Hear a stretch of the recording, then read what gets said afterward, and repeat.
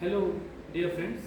Myself, Dr. Praveen Gadak. I welcome all of you on this platform of online lectures.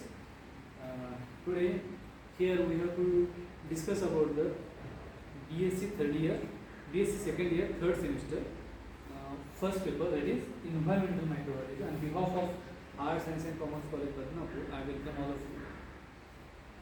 Here, BSc second year, first paper is Environmental Microbiology. And that environmental microbiology paper includes 4 different units.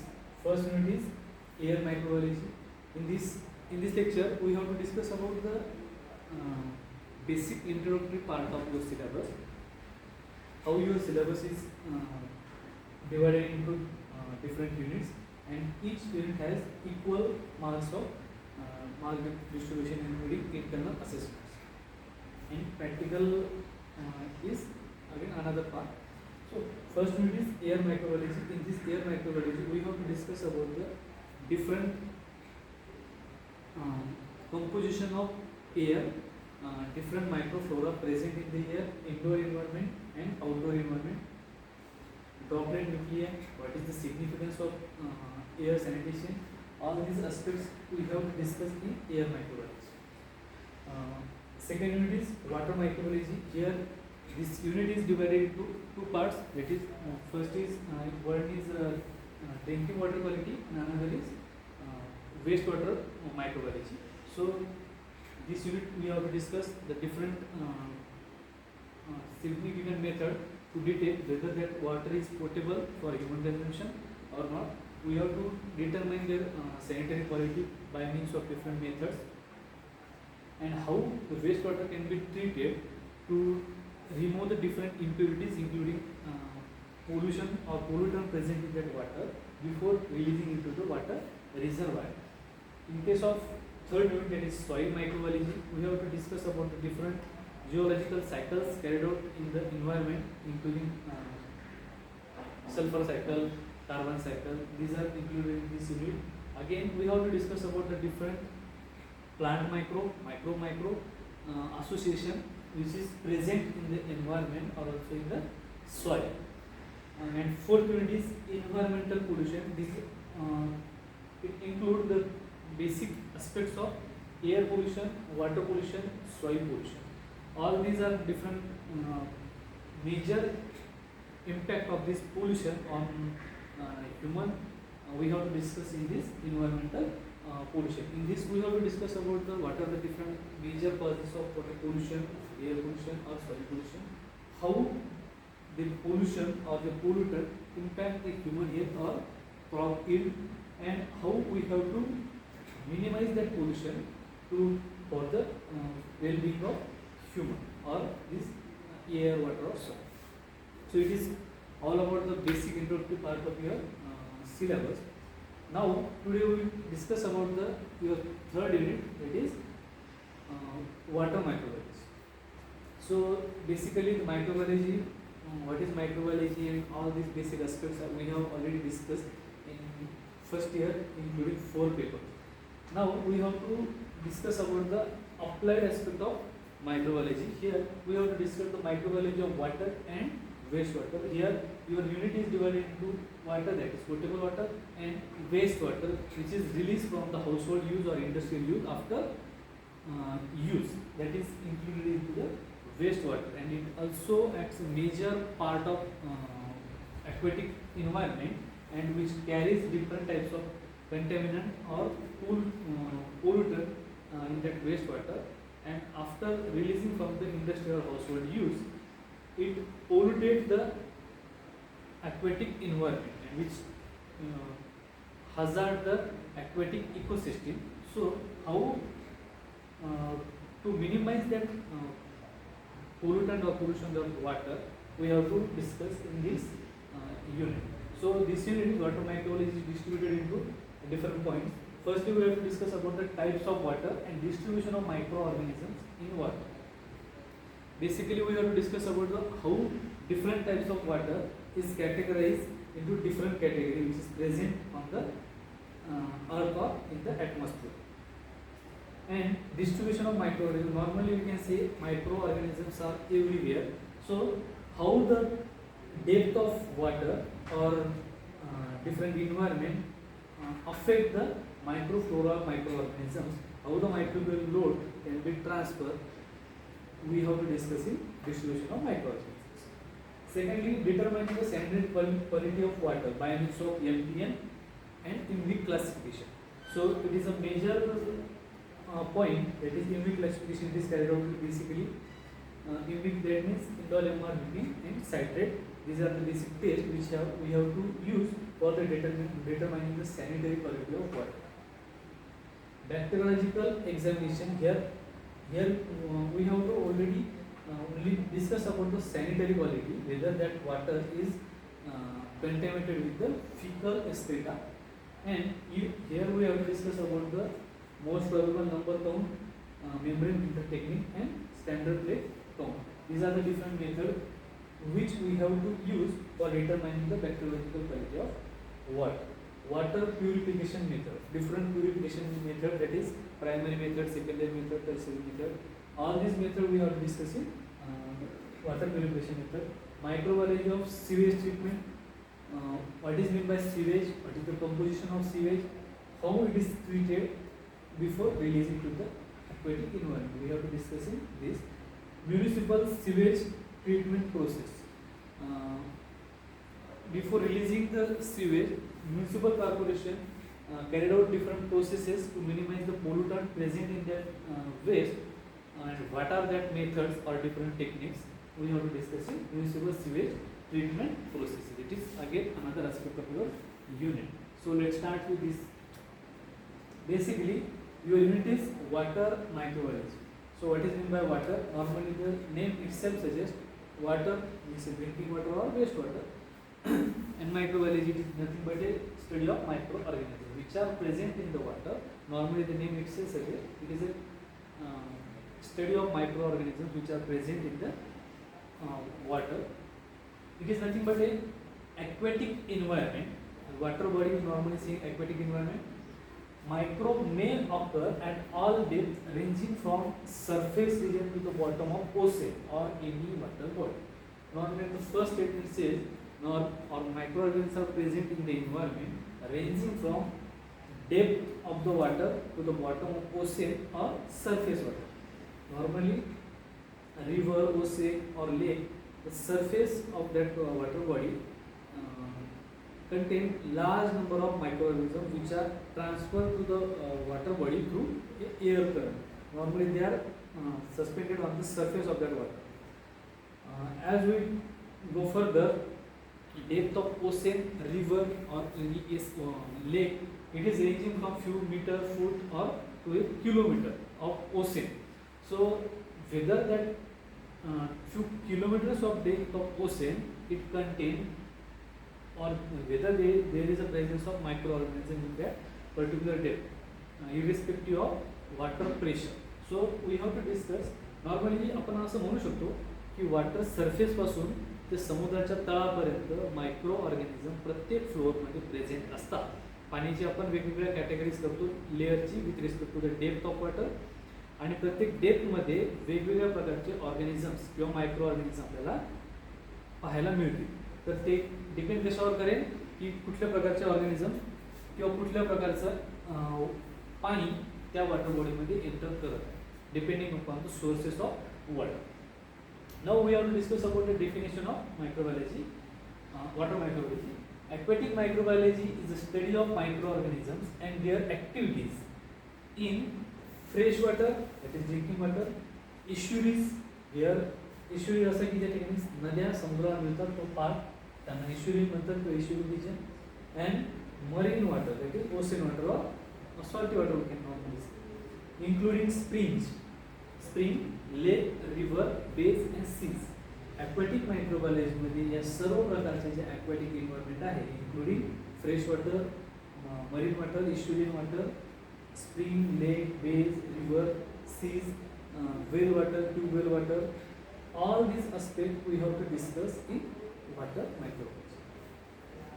It includes the study of microorganisms like viruses, bacteria, algae, protozoa, and microscopic fungi which inhabit these natural water bodies. Now, in this microbiology or water microbiology, we have to discuss different types of bacteria, viruses, fungus, algae, protozoans which are present in that water reservoir. With respect to these microorganisms, we can define whether that water is potable for human consumption or not. So, these are our main aspect why we are discussing about the water microbiology. The study of fresh water is a part of science limnology. Normally, water microbiology is now again divided into limnology. It is a part of science which discuss or which study only the fresh water environment, and that is categorized into limnology, which is the study of life and condition for life, lake, pond and stream. All these are fresh water or we can say potable water reservoir. So this study of this reservoir is discussing water microbiology, and that is another part, that is limnology. The microbial population of these areas is divided largely from soil. Normally आपल्याला बघायला मिळतं की कुठलाही reservoir ज्या ठिकाणी असेल त्याच ठिकाणी वस्ती तयार होतात हळूहळू. ठीक आहे, जिथे पिण्याचं पाणीचं आहे त्या ठिकाणी आजूबाजूला गाव, शहर, एखादा इंडस्ट्री हे त्याच ठिकाणी तयार होतं. काय केलं, त्याच रिझर्वायरमधलं पाणी आपल्या ह्युमन कन्झम्पशनसाठी वापरलं जाते, धुणी भांडी करण्यासाठी किंवा स्वयंपाक करण्यासाठी किंवा सगळ्या गोष्टीसाठी घरामध्ये वापरलं जातं. After use of that water it is again release in to the waste water, and that waste water is again release in to the water reservoir. काय होतं, आपण यूज केल्यानंतर आपलंच वेस्ट वॉटर आपण त्याच रिझर्वायरमध्ये परत सोडतो, आणि सराउंडिंगला असणारी सॉईल की ज्या ठिकाणी ॲग्रिकल्चरल लँडसुद्धा असू शकते, ती जमीन किंवा आजूबाजूचा भाग हा मेजर इम्पॅक्ट करतो microbial distribution of that water reservoir. Water current किंवा जो जमिनीतून पाणी वाहत जातं ते परत नदीमध्ये जातं, ओढ्यामध्ये जातं, तलावामध्ये जातं. ते जमिनीवरती असणारे सर्व प्रकारचा जो वेस्ट असेल, मायक्रोफ्लोरा असेल, तो सोबत घेऊन जातो, आणि तो त्या रिझर्वायरचा मायक्रोफ्लोरा डिफाईन आपण करू शकतो, किंवा तो काही वेळासाठी तो फ्लोरा असेल किंवा काही जो त्या रिझर्वायरचा परमनंट फ्लोरा असेल. With respect to this we have to discuss water microbiology. Water microbiology. Now, some of the microorganisms are indigenous to the natural bodies of water. Indigenous means they are mainly resident किंवा पहिले त्या ठिकाणचे resident आहे त्या water बॉडीचे, त्यांना म्हणतो indigenous flora. की एखादा लेक आहे त्यामध्ये कंटिन्युअस एका ठिकाणचा फ्लोरा जमिनीवर पाणी वाहत वाहत नदीतून तलावामध्ये जात आहे, त्या तलावामध्ये येणारं पाणी कंटिन्युअसली येत असतं, तो फ्लोरासुद्धा कंटिन्युअसली एक कंटिन्युअस टिपिकल टाईपचा फ्लोरा त्या ठिकाणचा डिफाईन केला जाईल, आणि त्या फ्लोराला आपण म्हणून indigenous microorganism which are present in that water reservoir. While other are transient. Transient means तात्पुरत्या स्वरूपातला. विथ द एअर करंट, हवा सुटते किंवा जमिनीसोबत जे जमिनीची धूळ असेल ती त्या पाण्याच्या वरच्या सरफेसवरती सेटल डाऊन होईल, आणि तो फ्लोरा जो असेल तो ट्रान्झियंट फ्लोरा असेल. कारण जो फ्लोरा असणार आहे तो त्या ठिकाणी सर्वाईव्ह करण्यासाठी, अडॅप्ट करण्यासाठी जो वेळ मिळायचा तो मिळेल. काही त्या ठिकाणी ॲडजस्ट करतील, नाही करतील, पण तो जो फ्लोरा असेल त्याला आपण ट्रान्झियंट फ्लोरा म्हणतो. आणि दुसरा आहे आपला indigenous flora. It is a permanent flora of that water bodies और सॉइल और वॉटर फ्रॉम इंडस्ट्रियल और डोमेस्टिक वेस्ट. जो पण असेल तो ट्रान्झियंट फ्लोरा कुठून घरामधून किंवा इंडस्ट्री किंवा वेस्ट वॉटरमधून आपण रिलीज करणार आहे तो तात्पुरत्या स्वरूपातला फ्लोरा त्याला आपण ट्रान्झियंट फ्लोरा म्हणतो. Example, wastewater from industry or houses is released into the river or lake. त्या ठिकाणी बघा, इंडस्ट्रियल वेस्ट जर असेल तर त्या ठिकाणी वेगवेगळे केमिकलचे रेसिड्यूज त्यामध्ये राहतील, किंवा समजा एन्झाईम्स इंडस्ट्री असेल तर एन्झाईमचे रेसिड्यू त्यामध्ये राहतील, किंवा एखादं स्लॉटर हाऊस असेल तर स्लॉटर हाऊसमध्ये वेस्ट रिलीज होणारं जे वेस्ट असेल मटेरियल त्याचे रेसिड्यूज त्या वेस्ट वॉटरमध्ये राहतील. त्याच ठिकाणी जर हाऊस होल्ड वेस्ट वॉटर असेल तर त्या ठिकाणी धुणी भांडी केल्यानंतर आपले डिटर्जंटचे रेसिड्यू किंवा हे ऑर्गॅनिक मॉलिक्यूल जे स्वयंपाकघरामध्ये वापरले भाजीचे वेस्ट आपण जे घरामधून रिलीज करतो ते, किंवा ह्युमन एक्सक्रीटा, या पद्धतीनं तो मायक्रोफ्लोरा त्या पाण्याचा डिफाईन करत आणि तो त्या रिव्हरमध्ये आपला रिलीज होत राहतो विदाउट ट्रीटमेंट. बऱ्याच ठिकाणी असं होतं, म्हणून तो जो फ्लोरा असतो तो बऱ्याच वेळेस ट्रान्झिएंट फ्लोरा असतो, किंवा आपण त्याच्यावर डिफाईन करू शकतो की कुठल्या प्रकारची इंडस्ट्रियल वेस्ट त्या रिझर्वायरमध्ये जात असेल, त्याच इंडस्ट्रियल वेस्टच्या बेसिसवरती त्या रिझर्वायरचा मायक्रोफ्लोरा आपण किंवा आपल्याला त्या ठिकाणी मिळेल. बऱ्याच वेळेस चेंजेस पण सुद्धा घेऊ शकतात, पण basically it depends on the which type of waste water is releasing और entering to the water reservoir from that industry. Aquatic microorganisms and their activities are of most important. या मायक्रोऑर्गॅनिझम जे aquatic environment त्यांची activity carry out करतात त्या फार महत्त्वाच्या असतात with respect to they affect the human health and life of other animals. बरोबर. आपण पूर्वी काळामध्ये बघतो किंवा एका गावामध्ये जर डायरियाची साथ झाली तर दुसऱ्या ठिकाणी सुद्धा डायरियाची साथ यायची आणि त्या ठिकाणी बऱ्याच लोकांना डायरिया, उलट्या, वॉमिटिंग यासारखे सिम्पटम्स दिसायचे. एका गावामध्ये साथ दुसऱ्या ठिकाणी जाते. याचं कारण काय, बऱ्याच ठिकाणचं घरामधले जे आता आपण नॉर्मली घरामध्ये लॅट्रिन किंवा संडासचा वापर करतो, पण त्या संडासमधून रिलीज होणारं वेस्ट आपण वेस्ट वॉटर म्हणून नाल्या वाटे परत त्या रिझर्वायरला सोडतात. त्या रिझर्वायर नदी या गावामधलं पाणी दुसऱ्या गावामध्ये, दुसऱ्या गावातलं पाणी, तेच पाणी त्या ठिकाणी पिण्यासाठी किंवा घरातल्या वापरासाठी वापरलं जातं. म्हणजे आपण एका ठिकाणून दुसऱ्या ठिकाणी मायक्रोफ्लोरा ट्रान्सफर करतो डायरेक्टली ऑर इनडायरेक्टली, आणि त्याच्यासोबत आपण वेगवेगळे आजारसुद्धा ट्रान्सफर करतो. तर या पद्धतीने ह्युमन हेल्थला आणि लाईफला हा मायक्रोफ्लोरा खूप वास्टली अफेक्ट करतो, म्हणून ते फार महत्त्वाचं आहे. किंवा मायक्रोफ्लोरा कुठल्या दृष्टीने they play a key role in the food chain as provide nourishment to the next higher organisms. These microorganisms which are present in the environment also play a key role in the food chain.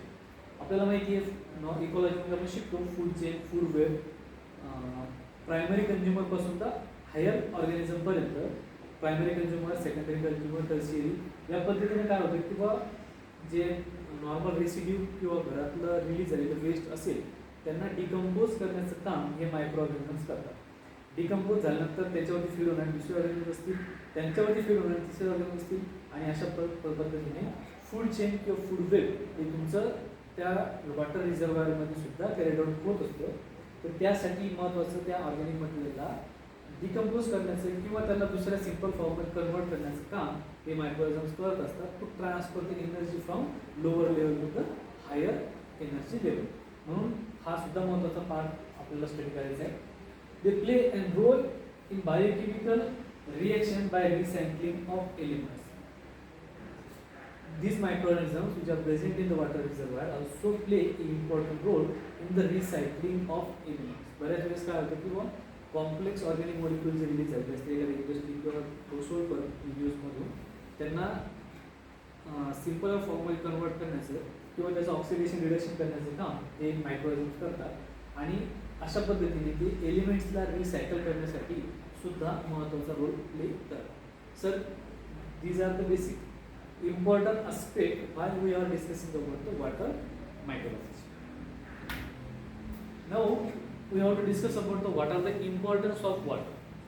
Why water is important for human or other aspect. Imagine the world without water. It's impossible to live without a water. बरोबर. ही word किंवा ही statement फार महत्त्वाचं आहे. Imagine the world without a water. Normally आपण बघतो पावसाळ्या दिवसामध्ये 8 दिवस किंवा 10 दिवस सुद्धा पाऊस नाही आला तर पिकापासून ती काय परिस्थिती होते आपल्याला माहिती.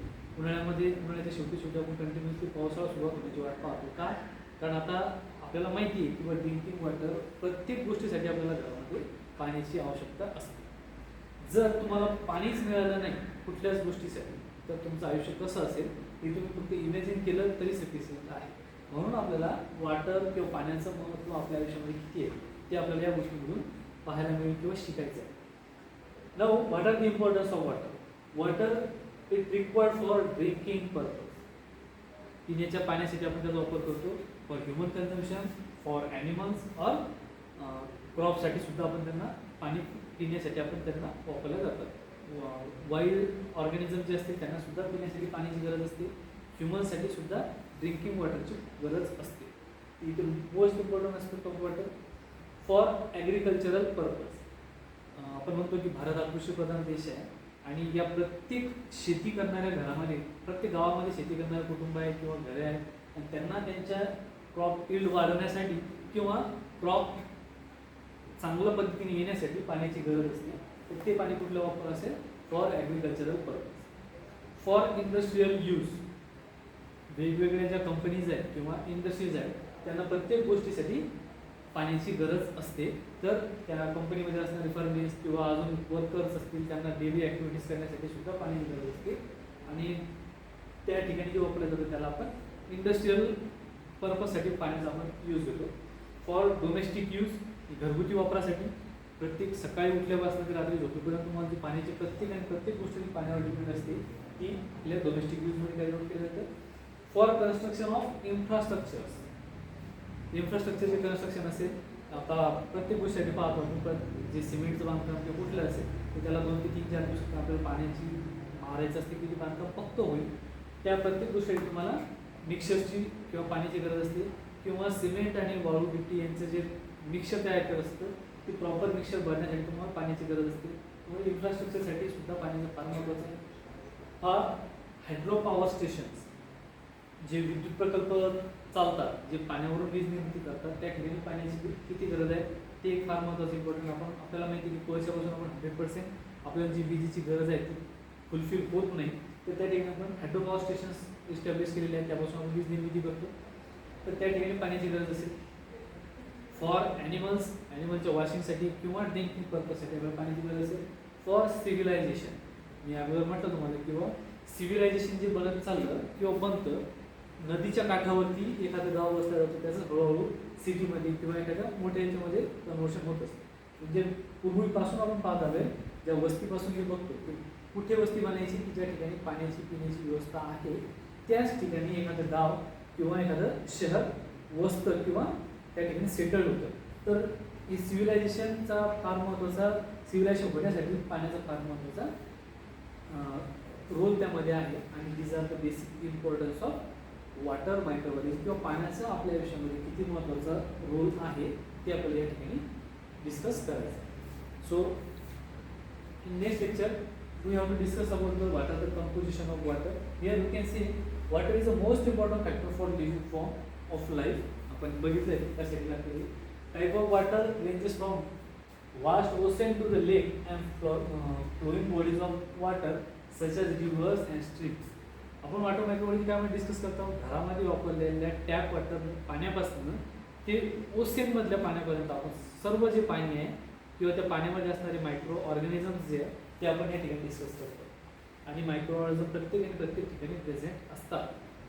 About 71% of earth surface is occupied by water, of which 97% of water present in ocean and only 1% of water is found in stream, river and लेक.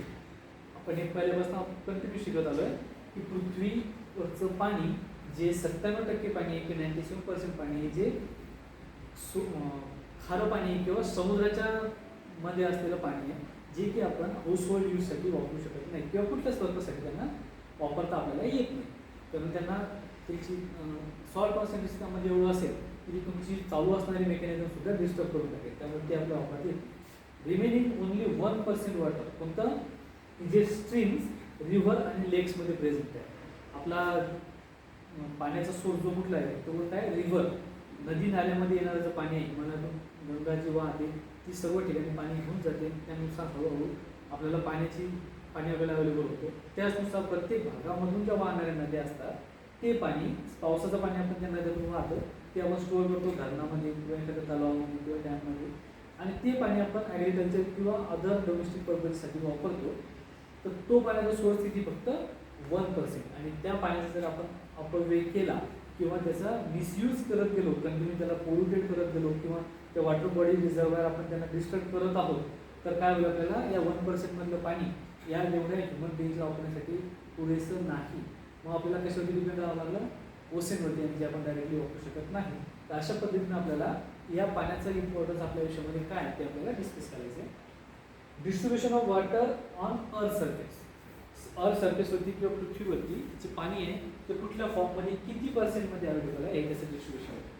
इथे घेतले आपण वॉटर सोर्सेस आणि इथे घेतले पर्सेंटेज ऑफ टोटल वॉटर.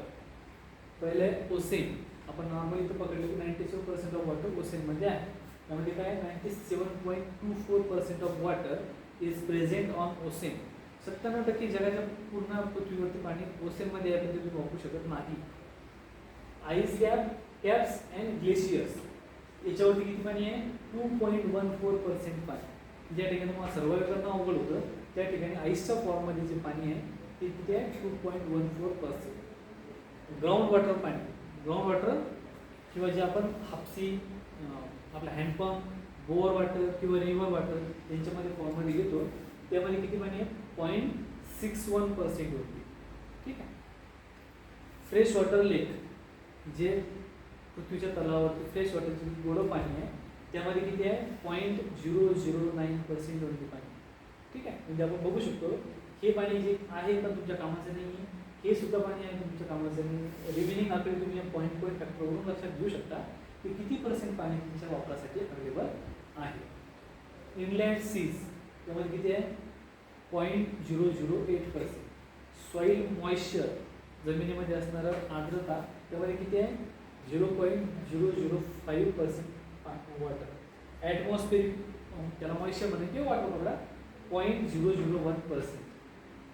आणि रिव्हर्समध्ये किती आहे 0.001% water. तर हे फॅक्टर्स आपल्याला फार महत्त्वाचे आहे आणि त्यांच्यावरती आपल्याला विचार मंथन करणं फार गरजेचं आहे. हे फॅक्टर पॉईंटमध्ये आहे. एखाद्या रिव्हरमधलं पाणी जर 1 वर्ष जर नाही आलं तर त्या ठिकाणी त्या ठिकाणचं सिव्हिलायझेशनवरती कशा प्रकारे इम्पॅक्ट पडतो हे आपल्याला वेगळं सांगण्याची गरज पडत नाही. म्हणून आपण वॉटर मायक्रोबायोलॉजी फार गांभीर्याने घेतलं पाहिजे. त्यांचं पोल्युशन आपण अवॉइड केलं पाहिजे. जेवढं गरजेचं असेल तितकंच पाणी आपण वापरामध्ये आणलं पाहिजे. त्या पाण्याचा रियूज कसा करता येईल आपण त्याचा विचार केला पाहिजे. अशा पद्धतीनं वॉटर मायक्रोबायोलॉजी आपल्याला स्टडी करायची आपण डिस्कस करू. ठीक आहे.